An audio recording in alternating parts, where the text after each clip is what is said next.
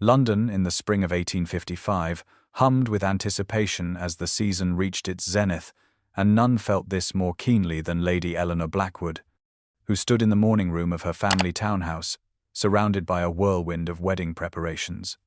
At 25, Eleanor embodied practicality and accomplishment, her chestnut hair arranged in a simple yet elegant style that complemented her intelligent hazel eyes as she meticulously reviewed the guest list for what society already whispered would be the wedding of the season. Servants bustled around her with fabric samples and flower arrangements, their movements choreographed by Eleanor's careful planning as she checked each detail against her leather-bound planning book. The spring sunlight streamed through tall windows, illuminating the elegant room as Eleanor paused to admire the sample of wedding cake that had just arrived, a confection of such artistry that even the kitchen maids had gasped upon its delivery.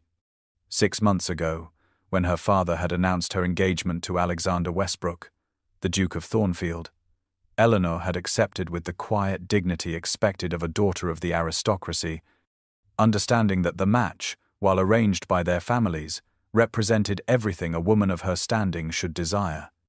Over the course of their courtship, a genuine respect had blossomed between them, if not the passionate love described in the novels Eleanor occasionally indulged in reading.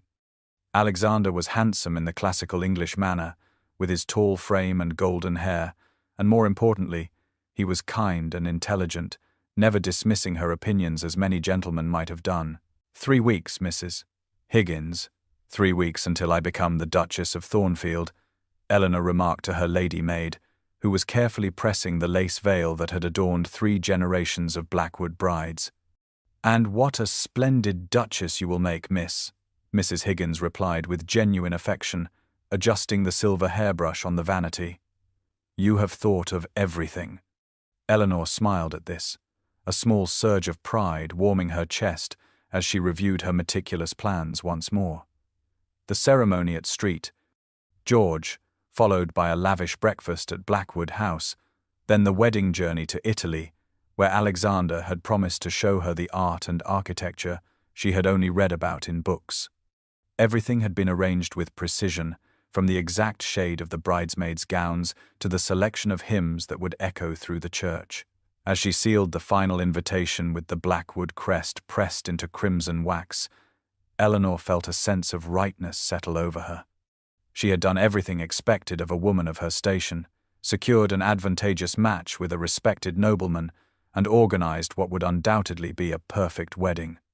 The future stretched before her, predictable and secure, a path she had been raised from birth to walk with confidence and grace, never suspecting that in 3 short days, that carefully constructed future would shatter beyond all recognition.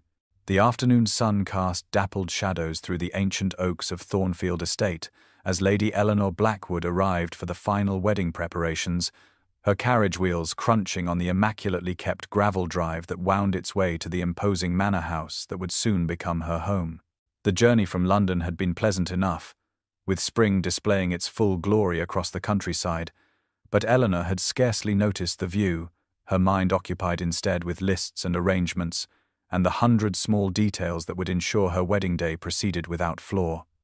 Upon learning that Alexander was taking his customary afternoon walk in the gardens, Eleanor decided to seek him out, rather than waiting for him to return, wanting to discuss the last-minute changes to the seating arrangement that had been necessitated by the unexpected arrival of his elderly aunt from Bath. The gardens of Thornfield stretched in formal splendor behind the great house, a masterpiece of landscape design with geometric hedges giving way to more naturalistic plantings as one moved further from the main terrace. The late afternoon light turning everything to gold, as bees hummed drowsily among beds of fragrant flowers. Eleanor followed the path she knew Alexander preferred, one that wound through rose arbors and past the ornamental lake where swans glided with serene dignity across the still surface. The scent of blooming wisteria hung heavy in the air as she rounded the corner of a high yew hedge, intending to surprise her fiancé with her early arrival, only to find herself frozen in place, her limbs suddenly leaden, as if she had been transformed to stone by the sight before her. There, partially concealed behind a rose trellis heavy with early blooms, stood Alexander, his tall figure unmistakable even at a distance, but he was not alone. In his arms, pressed against him with unmistakable intimacy, was a slender figure in a pale blue walking dress, her golden curls tumbling free from their pins, as Alexander bent his head to kiss her with a passion Eleanor had never witnessed in him before. Even from where she stood, Eleanor could see it was Catherine, her own sister, barely 19 and the acknowledged beauty of the family, whose laughter had always filled rooms and whose presence had always somehow made Eleanor feel plain and overlooked despite her accomplishments. "My darling Catherine, these weeks of pretending have been torture," Alexander whispered, his voice carrying clearly in the still garden air. "After the wedding, we will find a way to be together, I promise you." Eleanor could not move, could not breathe, could not even blink, as she watched her sister rise on tiptoes to press her lips once more to those of the man Eleanor was to marry in exactly 21 days. Her heart seemed to stop, then shatter, each shard cutting deeper than any physical wound ever could, as the full import of what she was witnessing crashed over her like a wave, threatening to drag her under. The perfect wedding she had planned, the future she had carefully constructed, the trust she had placed in both her sister and her fiancé, all of it lay in ruins at her feet, as surely as if a physical structure had collapsed. Eleanor took one silent step backward, then another, a strange calm descending over her even as her mind screamed in betrayal and pain, her practical nature asserting itself in the midst of catastrophe, calculating and planning, even as her emotions threatened to overwhelm her completely. The couple remained oblivious to her presence, lost in their illicit embrace, as Eleanor turned and walked with measured steps back toward the house, her face a mask of composure that gave no hint of the devastation within. The heavens themselves seemed to mirror Eleanor's inner turmoil as she fled Thornfield Estate, dark clouds gathering on the horizon, and the distant rumble of thunder providing an ominous backdrop to her hasty departure. She had returned to the house with mechanical precision, instructing her lady-maid to pack only essentials, while she penned a brief note to her parents explaining that she could not proceed with the wedding, though she offered no specifics of the betrayal she had witnessed, her natural reserve and pride preventing her from committing such painful details to paper. By the time the hired coach pulled away from Thornfield, the first heavy drops of rain were beginning to fall, spattering against the windows as Eleanor sat rigid with shock, her mind replaying the scene in the garden with merciless clarity. Despite her desperate attempts to banish the images, the journey north was arduous, the weather deteriorating rapidly as they traveled, country lanes turning to mud beneath the wheels. The driver hunched against the downpour as he urged the horses forward through the gathering darkness. Inside the coach, Eleanor finally surrendered to the grief she had held at bay, tears streaming silently down her face as the physical distance from Thornfield grew, each mile carrying her further from the life she had planned, but closer to a future she could not yet imagine. Northumberland was a remote choice, but deliberate, for her maternal aunt, Lady Victoria Winters, resided there in splendid independence, a widow of substantial means, who had never remarried, and who lived largely outside the strictures of London society, managing her late husband's extensive holdings with an acumen that had doubled their value in the 15 years since his passing. It was well past midnight when the coach finally arrived at Winterhaven, Lady Victoria Country Estate nestled among the wild, windswept hills, the journey having taken nearly twice as long due to the storm that continued to rage around them. Eleanor was soaked to the skin despite her cloak as she stumbled up the steps to the imposing front door, her aunt already waiting in the entrance hall. Having been alerted by the arrival of a messenger Eleanor had dispatched from a posting-in hours earlier. "I cannot marry him, Aunt Victoria," Eleanor sobbed as the older woman enfolded her in a warm embrace, propriety forgotten in the face of such obvious distress. "Not after what I have seen. Not after what I have heard." "Shh, child," Lady Victoria soothed, guiding her sodden niece toward the blazing fire in the drawing room where hot tea and blankets awaited. "You are safe here, and tomorrow is time enough for explanations. For now, you must rest."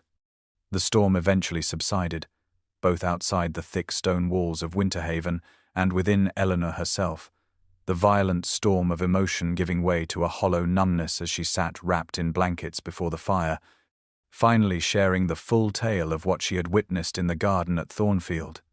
Lady Victoria listened without interruption, her face growing increasingly grave, until Eleanor had exhausted her words and sat in depleted silence, staring into the dancing flames. "Sometimes, dear girl, what seems like the end is merely a painful beginning," Lady Victoria said at last, her voice gentle but firm as she took Eleanor's hand in her own. "I too once suffered a betrayal of the heart, though in different circumstances, and believed my life was finished before it had properly begun. Yet here I stand, with a life built by my own design rather than one prescribed by others' expectations." Eleanor looked up at her aunt with red-rimmed eyes, seeing for the first time not just the composed, independent woman she had always admired from a distance, but a kindred spirit who had walked through fire and emerged stronger.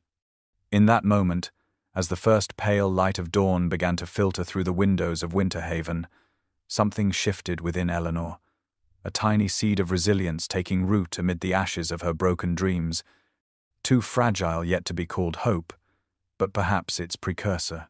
London society thrived on scandal like desert blooms after rainfall, and news of Lady Eleanor Blackwood vanishing mere weeks before her wedding to the Duke of Thornfield spread through ballrooms and tea rooms with intoxicating speed.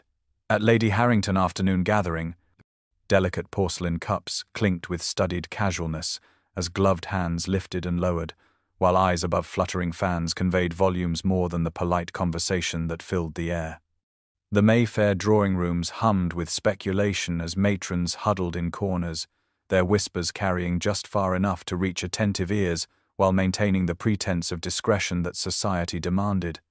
The official explanation, delivered with practiced gravity by Lord Blackwood at White Party, where Eleanor's absence was first officially noted, was that his eldest daughter had suffered a nervous collapse due to the strain of wedding preparations and had been sent to recuperate with relatives in the country.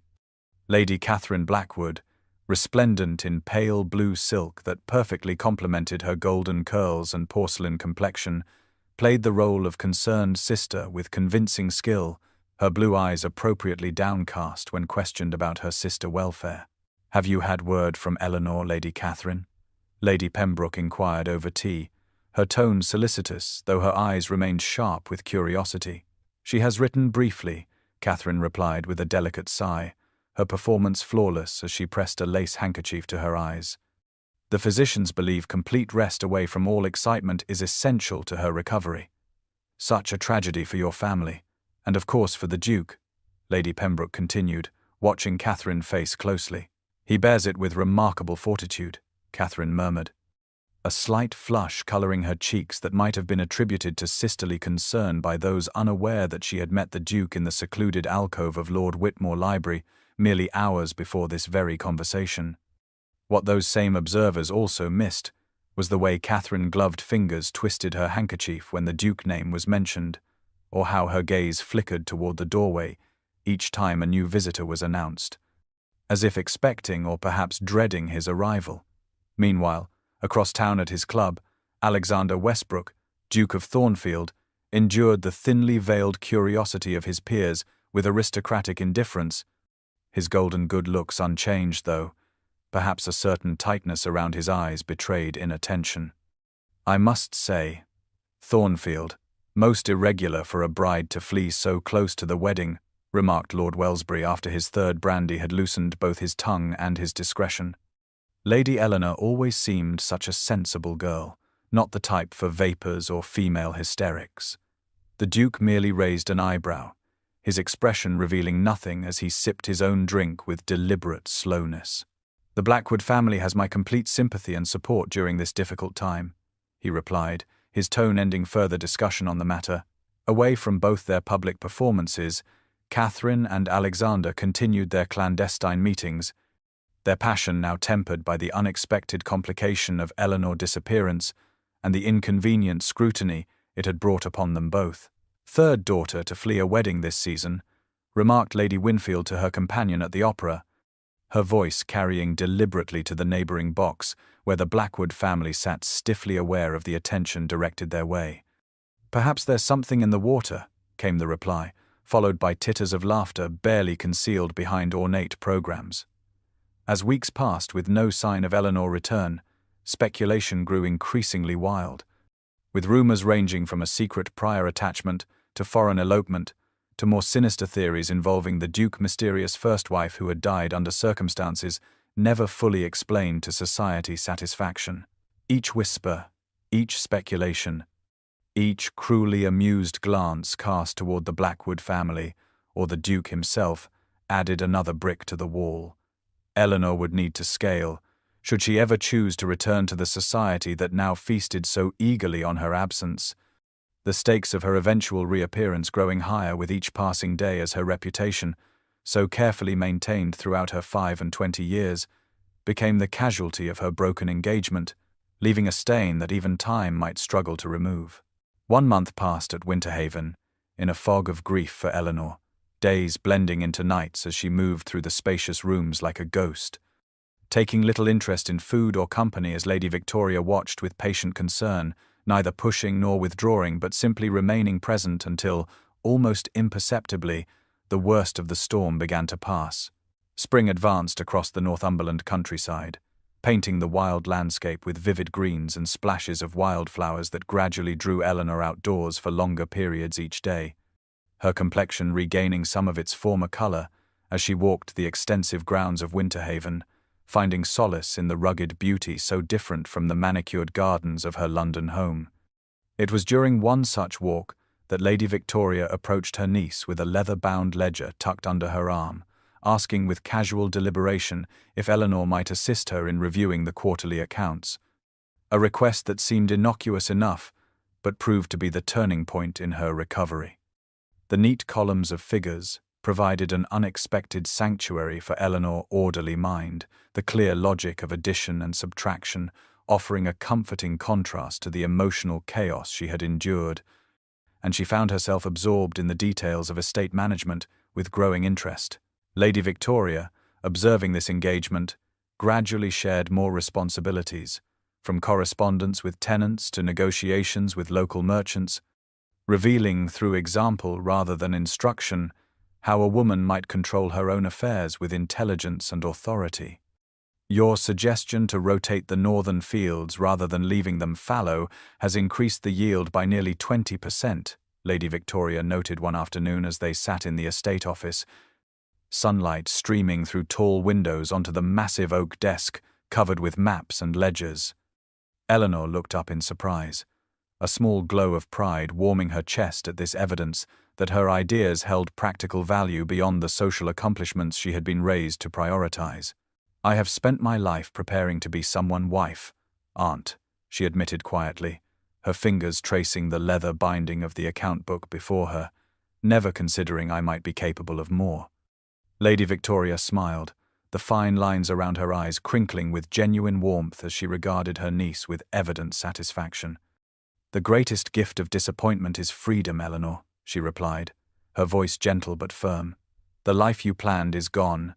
Now you may build one of your own design." This conversation lingered in Eleanor's mind as she accompanied her aunt to dinner at the neighbouring estate of Thornwood Hall the following evening, her first social engagement since fleeing London, modest though it was, with only 6 guests in total. Lord James Harrington, their host, was a widower of 30 whose reserved manner belied a keen intelligence that became evident as conversation around the dinner table turned to literature and philosophy, subjects Eleanor had always enjoyed, but rarely found opportunity to discuss in the marriage-minded circles of London society.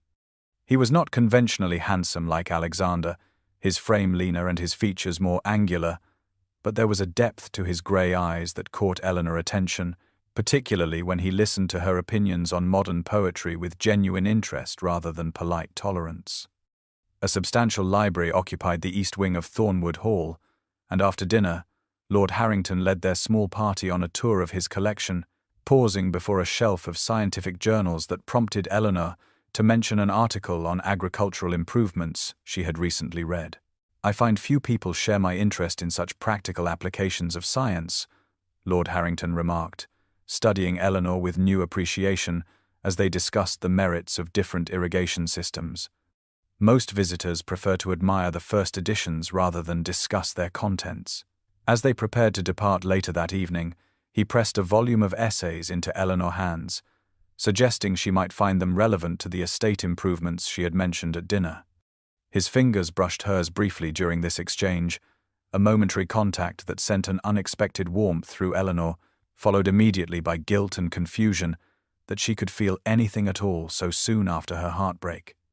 Yet, as their carriage rolled back toward Winterhaven under a canopy of stars, Eleanor found herself thinking not of Alexander Betrayal, but of Lord Harrington thoughtful conversation, and the book of essays now resting in her lap, a small but significant shift in her emotional landscape that represented the first tentative step toward healing.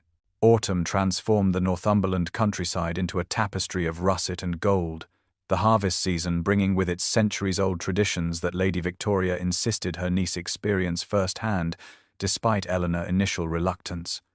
The village assembly rooms had been decorated with bundles of wheat and autumn flowers, their simple rustic beauty creating an atmosphere worlds away from the crystal chandeliers and gilded mouldings of London ballrooms, as Eleanor entered on her aunt's arm, wearing a gown of deep green wool, trimmed with modest lace at the collar and cuffs, rather than the elaborate silk creations that had filled her London wardrobe. Local musicians played lively country tunes on fiddle and flute, the music less refined but somehow more joyful than the orchestras of the season, and dancers moved through traditional patterns with an unself-conscious enthusiasm that made Eleanor realize how stilted and performative London balls had become in comparison. 6 months had passed since her flight from Thornfield, 6 months of quiet healing and gradual discovery as she helped her aunt manage Winterhaven and corresponded with Lord Harrington about books and agricultural improvements, their exchanges growing increasingly personal, though always maintaining proper decorum. She spotted him immediately upon arrival, his tall figure distinctive even in the crowded room, and felt an unexpected flutter in her chest when he approached with a warm smile that transformed his serious features. "I feared you might find our local festivities too provincial after London society, Lady Eleanor," he said as they exchanged greetings, his eyes taking in her simpler attire with evident appreciation. "I find them refreshingly authentic, Lord Harrington," she replied with genuine warmth, noting how the informal atmosphere seemed to have relaxed his usual reserve. Everyone participates for enjoyment rather than obligation or display. When a country dance began, he offered his hand with a slight bow, and Eleanor accepted despite her initial plan to avoid dancing altogether, finding unexpected pleasure in the lively steps and communal nature of the set that allowed brief conversations with multiple partners rather than the extended tête-à-tête of a London waltz. Between dances, they found themselves seated near a window overlooking the village green, discussing the book of essays he had lent her months earlier, their conversation flowing naturally from agricultural theory to philosophy to the nature of society itself.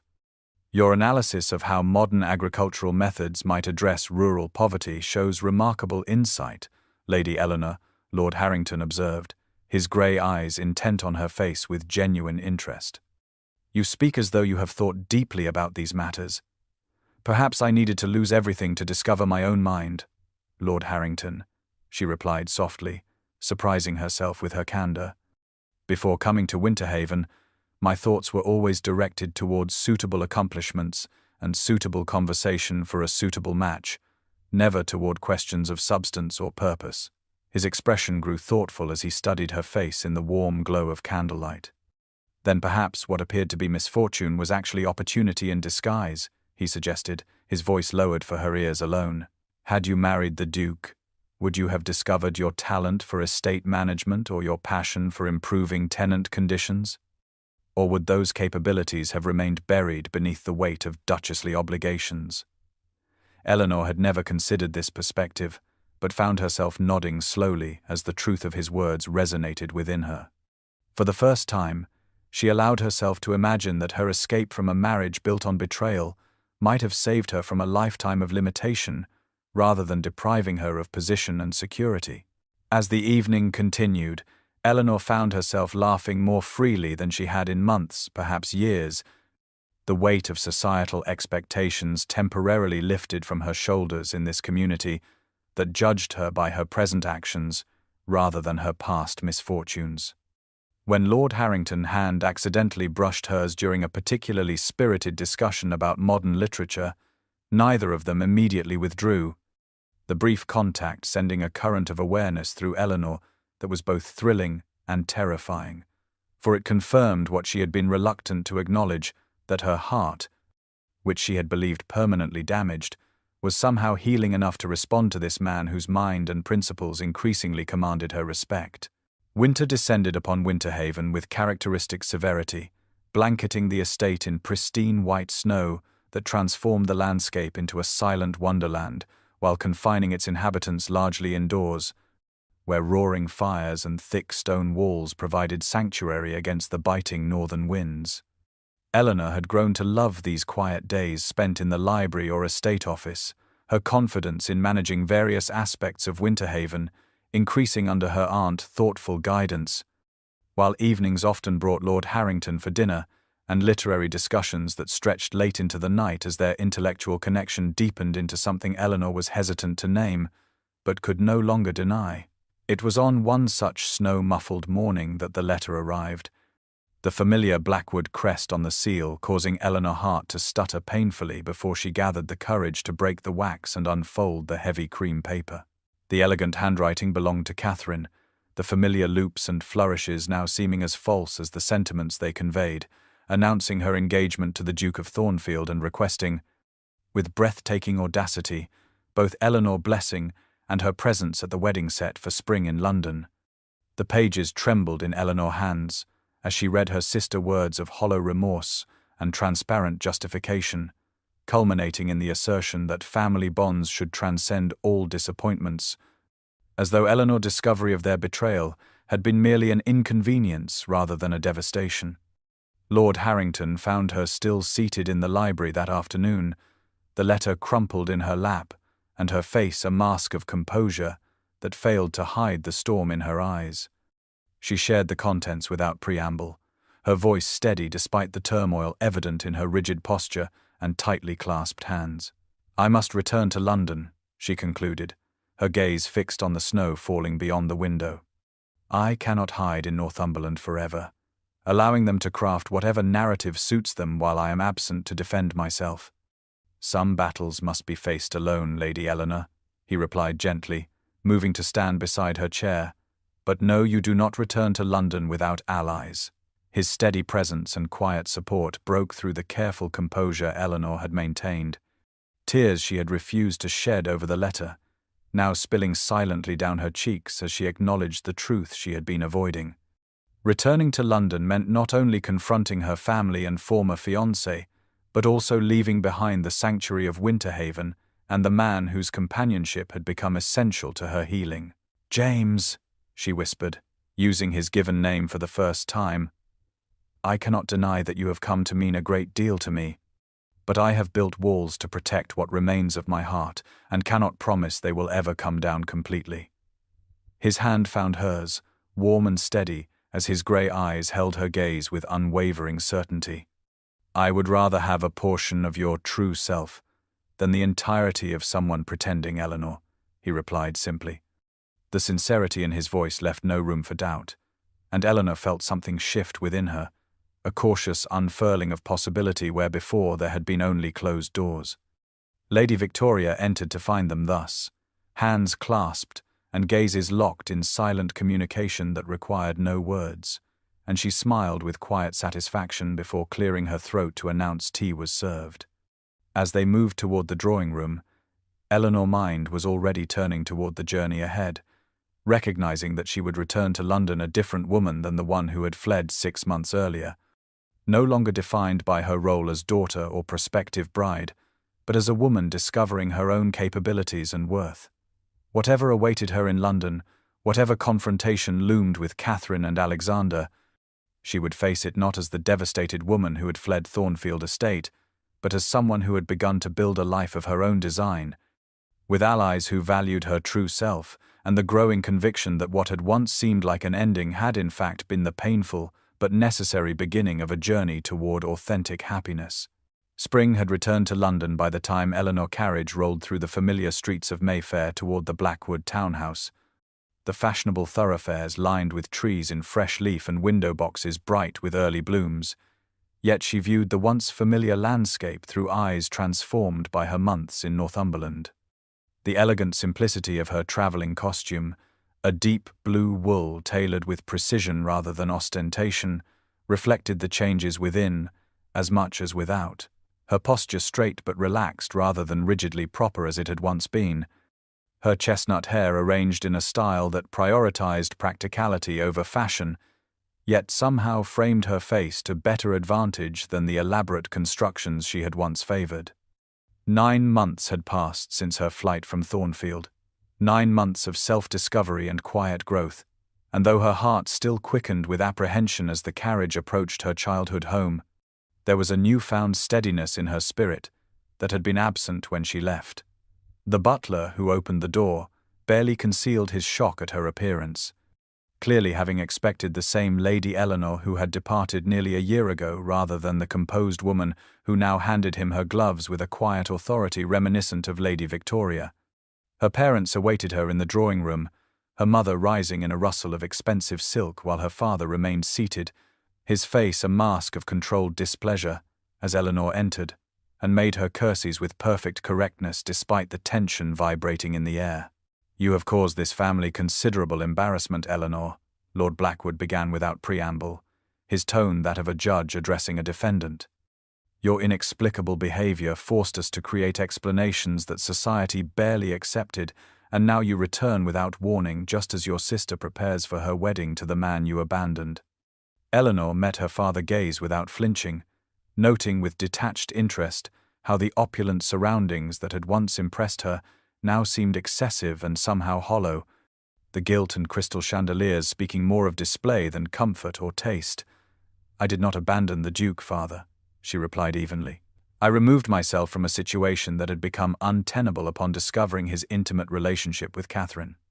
Lady Blackwood gasped at this directness, her hand fluttering to her throat in genuine shock, while Lord Blackwood's face darkened with anger. "Such accusations are unbecoming and unsubstantiated," he declared, his voice rising slightly. "The Duke has generously agreed to overlook your erratic behavior and has formed an attachment to your sister that is both proper and advantageous to this family." That night, Eleanor found Catherine waiting in her bedchamber, her golden beauty unchanged, though her blue eyes held a wariness that had not been present before. "I hoped you might be happy for me, Eleanor," she began, her tone modulating between contrition and defiance. "Alexander and I could not help falling in love. Surely you understand that some emotions cannot be denied." Eleanor regarded her sister with a clarity that would have been impossible 9 months earlier, seeing not just the beautiful face that had captivated Alexander, but the insecurity and selfishness beneath it. "This was never about love, Catherine," she replied quietly. "It was about winning, about taking something simply because it belonged to someone else. I hope the prize proves worth the cost." The following morning brought Alexander himself to call, his golden good looks somewhat diminished by the wariness in his expression as he faced the woman he had betrayed. "You were always so competent, so composed, Eleanor," he said after initial pleasantries had been exchanged, his tone suggesting this observation explained his behavior. "I never looked beneath the surface to discover the woman you truly were until you were gone, and by then it was too late." Eleanor studied him with a detachment that would have been impossible before her time at Winterhaven, recognizing in his words not genuine remorse but the wounded pride of a man unused to rejection. Seeing clearly now what she had been blinded to before, that his character lacked the depth and integrity she had attributed to him, based on superficial charm and position. "And now you never shall," she replied simply, her voice neither bitter nor angry but matter of fact, the statement not a punishment but merely an acknowledgement of truth. She left him standing in the drawing-room as she went to attend to correspondence, letters from Lady Victoria and Lord Harrington that connected her to the authentic life she had begun to build in Northumberland, reminding her that her return to London was temporary. a necessary confrontation with her past that would free her to move forward, rather than a permanent return to a world whose shallow values and performative relationships she had outgrown during her absence. The Duchess of Pembroke annual Spring Ball represented the pinnacle of the London season, an event where attendance was both a privilege and a statement of social standing. The magnificent ballroom, gleaming with countless candles reflected in gilt mirrors, as the cream of society gathered in their finest attire to see and be seen among their peers. Eleanor entered on her farther arm, her gown a creation of deep emerald silk, whose elegant simplicity stood in marked contrast to the elaborately trimmed and bejeweled ensembles surrounding her, the quiet confidence in her bearing drawing curious glances and whispers as she moved through the crowd with composed dignity. The past week had been a gauntlet of carefully orchestrated social appearances designed to reintroduce her to society and normalize her presence at Catherine's upcoming wedding, each encounter requiring Eleanor to maintain perfect composure in the face of thinly veiled curiosity and occasionally malicious speculation about her absence and return. The orchestra had just begun the opening strains of the first dance, when a ripple of surprise moved through the assembled guests, heads turning toward the entrance where Lord James Harrington stood surveying the room with calm assurance, despite the fact that he rarely attended London events, preferring the intellectual pursuits and quieter pleasures of country life to the artificial gaiety of the season. His eyes found Eleanor immediately, and he moved through the crowd with purpose, bowing formally before her, with perfect correctness that nonetheless conveyed a warmth apparent to all who observed them. "Lady Eleanor," he said, his voice carrying clearly in the momentary hush that had fallen around them, "would you do me the honor of this dance?" The public nature of this request, made before Eleanor had danced with any other gentleman since her return, constituted a clear statement of support and regard that sent immediate ripples of speculation through the ballroom as she placed her hand in his with a genuine smile that transformed her features. From across the room, Alexander watched their progress onto the dance floor, his expression darkening as he observed the easy conversation flowing between Eleanor and Lord Harrington, the relaxed grace with which she moved in his arms, so different from the controlled propriety she had always maintained during their courtship. Catherine stood nearby, her attention noticeably divided between her fiancé and the handsome young Viscount Weatherby, whose admiring glances she encouraged with subtle flirtation despite her recent engagement, unaware that Alexander had noticed this divided attention with increasing frequency in recent weeks. As the evening progressed, Eleanor found herself surrounded by a small but growing circle of guests who seemed to respond to her newfound authenticity, the conversation flowing more naturally than it ever had during her previous seasons as she spoke with quiet authority on topics from estate management to literature, her intelligence no longer carefully concealed beneath a veneer of appropriate feminine accomplishments.